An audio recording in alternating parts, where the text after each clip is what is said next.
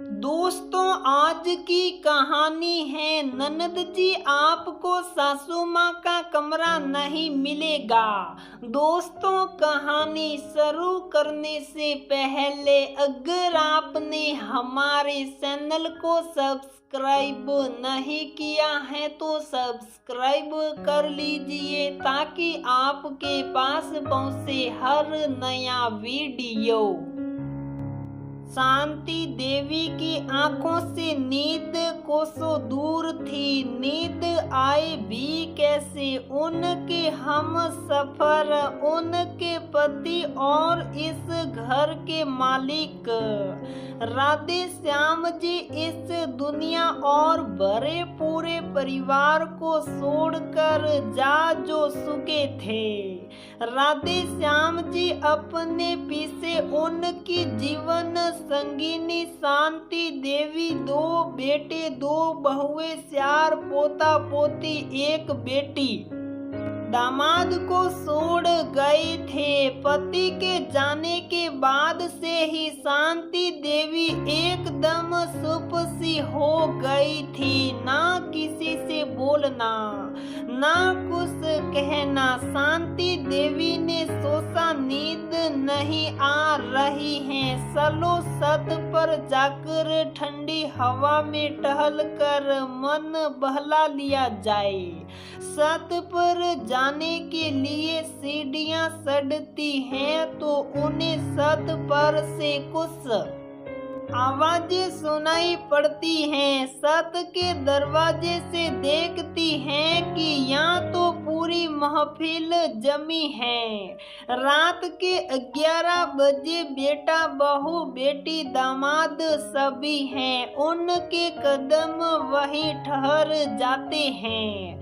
अब पिताजी तो रहे नहीं, इसलिए हमारे पति यानी तुम सबके बड़े भैया ही इस घर के बड़े कहलाएंगे। सासू माँ अकेली हो गई हैं तो उन्हें अब इतने बड़े कमरे की क्या जरूरत? हमारा कमरा भी अब हमें छोटा पड़ने लगा है। उनका कितना बड़ा और कितना आलीशान कमरा है। जब से हम शादी करके आए हैं तभी से उस कमरे में हमारा मन अटक गया था। इसलिए सासू माँ और ससुर जी का कमरा अब हम ले लेंगे और सासू माँ जी को हमारा कमरा दे देंगे। बड़ी बहू नंदिनी ने अपना फरमान सुनाया। शांति देवी को तो अपने कानों पर विश्वास नहीं हो रहा था। जिस बहू को वह अब तक गाय समझती थी उसने आज अपने सींग दिखा दिए।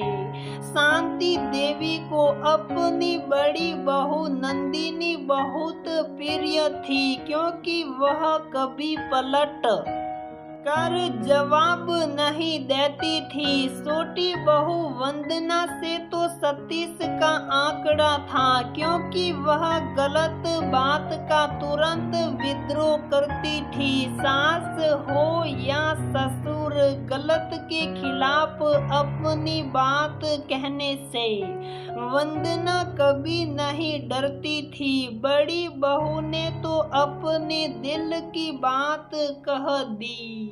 बेटी भी कहाँ पीछे रहने वाली थी। बेटी सुषमा बोली, पिताजी तो अब रहे नहीं, माँ को अब भारी साड़ियों का क्या काम, इसलिए मैं उनकी भारी सटक रंग वाली 10-12 साड़ियाँ ले जाऊंगी। शादी की 30वीं सालगिरह पर पिताजी ने माँ को जो सोने का हार बनवा कर दिया था वह भी मैं ले जाऊंगी। अब माँ को इसकी क्या जरूरत?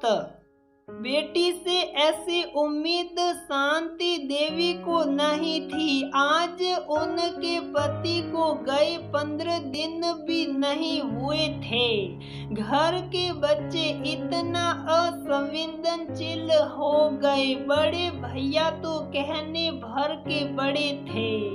उन्होंने घर के मामलों में पहले कभी ना बोला, ना अब बोल रहे थे। तभी छोटी बहू वंदना की विद्रोही आवाज सुनाई दी, बस करो आप सब, ससुर जी चले गए। इसका मतलब ये नहीं कि सासू माँ के होते हुए आप सब अपनी मन मर्जी करेंगे। रही बात कमरे की, तो कमरा हमेशा से ससुर जी और सासू माँ का था और रहेगा।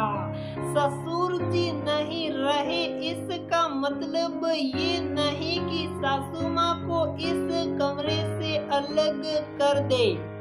आज भी सासू माँ इस घर की मालकिन है। कितनी पुरानी यादें जुड़ी होगी उस कमरे से। रही बात आपके कमरा छोटा होने की, तो अब आप अपने बच्चों को सासू माँ के पास भी सुला सकते हैं, जिससे सासू माँ का अकेलापन भी दूर हो जाएगा और बच्चों को उनसे कहानियाँ लोरी सुनने का मौका भी मिलेगा। वंदना ने बड़ी बहू नंदनी है कहा, और सुषमा दीदी आप बेटी होकर अपनी माँ के प्रति इतनी असंवेदनशील कैसे हो सकती हैं? आज के जमाने में आप ऐसी सोच रखती हैं कि पति के गुजर जाने पर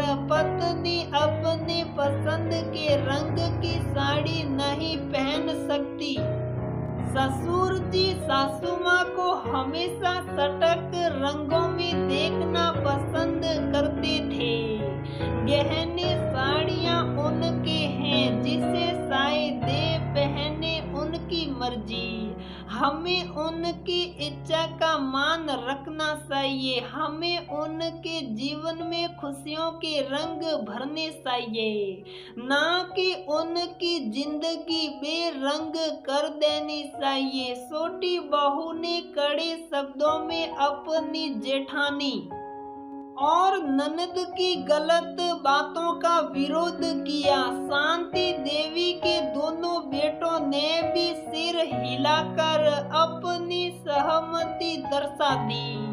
तभी सासू माँ सबके बीच आती हैं और छोटी बहू वंदना के सिर पर हाथ रख कर वापस अपने कमरे में चल जाती हैं। अपने पति की तस्वीर के सामने खड़ी हो गई, मानो कहना चाहती हो कि जिस बहू को मैंने पत्थर समझा वह हीरा निकली। तो दोस्तों, हमारी ये कहानी यहीं पर समाप्त होती है। अगर आपको हमारी ये कहानी पसंद आती है तो प्लीज वीडियो को लाइक करें, शेयर करें और हमारे चैनल को सब्सक्राइब जरूर करें।